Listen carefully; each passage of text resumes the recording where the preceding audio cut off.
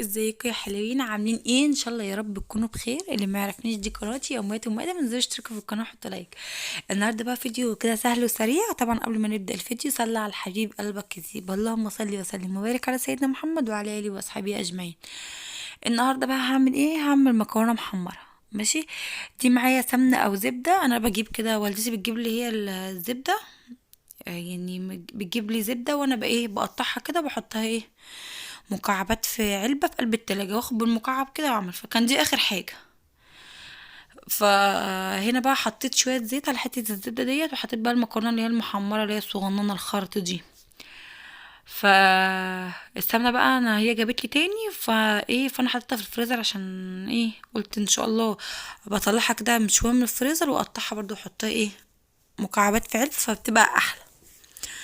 هنا بقى هفضل احمر في المكرونه هنا بصوا، عشان اسيب بس عن ثانيه، والله ثانيه بس، بصيت لعيالي كده واتلفت.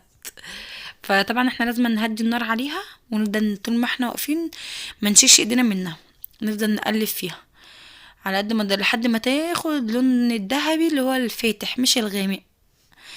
ماشي، عشان لو اللون الغامق هتلاقوها هايشه كده في الحله.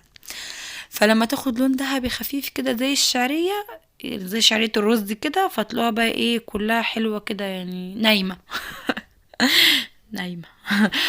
فالمهم ايه همسكها بفضل احمر فيه لحد ما تاخد ايوه درجة، بصوا اللون اللي هو الفاتح ده، اللي هو الدهبي الفاتح. عامة عصير الطماطم بتاع المكرونة المحمرة مش بصفيه، بحب احطها كده. لو انتوا عايزين تصفوها صفوها، ومش بحط لها مرقه ولا بحط لها ماجي ولا اي حاجه. هو انا بحط لها عصير الطماطم، وممكن ربع كوبايه ميه وخلاص كده، وبحط لها ملح وفلفل، وبتبقى زي الفل والعسل والياسمين زيكم كده. آه هنا بقى بصوا اهو، بحط لها بس كده، بستكفى بكده. واول ما تاخد قلبتين بقوم بقى موطيه عليها النار.